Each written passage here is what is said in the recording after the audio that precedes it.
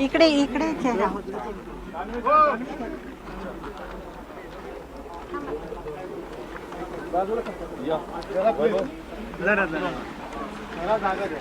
आत्ताची ताजी दृश्य तुम्ही जे बघत आहात त्यात श्री आदित्य ठाकरे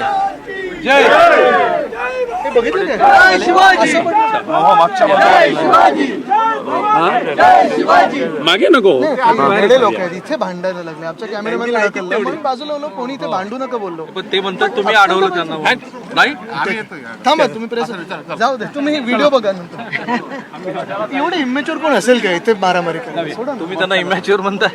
छत्रपती शिवाजी महाराज तुम्ही इथे इंटरव्ह्यू घेऊ जे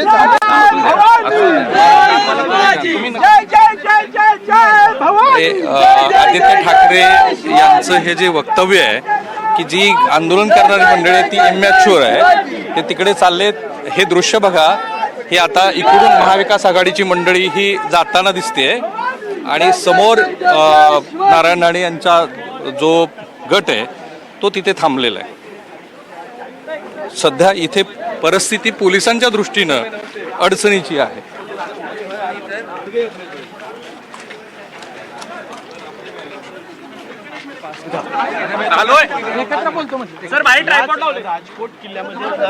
आताची जी स्थिती आहे ती तुम्ही बघत असाल तर आदित्य ठाकरे यांनी वैभवजी इकडे बघा, काय झालंय.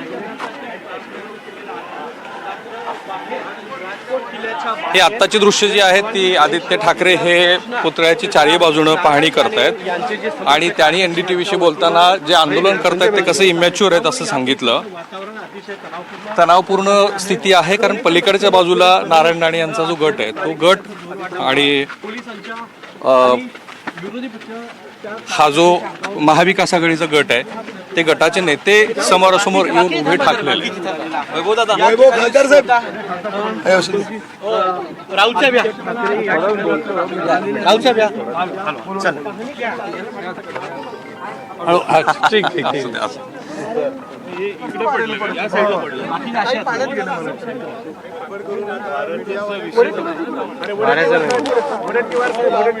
हो जैन पाटील किनारपट्टीला आहे ना 60चं स्पीड हे नॉर्मली असतं. नॉर्मली आत्ताच असणार 40-50. त्यामुळे त्या 60ने एक नारळ सुद्धा पडत नाही. काही लोक म्हटले की 28 किलोमीटरचं वाऱ्याचं स्पीड होता. किल्ला का नाही पडला तो वादळ चला थोडं जरा पोलीस कुठे गेले ते आधी कंट्रोल करा. ते सगळं ते क्लिअर करा. नाही काय क्लिअर करणं अपेक्षित आहे? नाही तर आपण क्लच घालणार. आम्हालाही भांडणं करता येतात ना. भांडण काय नाही, मग त्याला क्लिअर करायला सांगा ना पोलिसांनी. अरे आम्ही पटकन जातील ना. मला पलीकडे या ना तुम्ही, नाही ते पोलीस साहेब बाद आहे. तो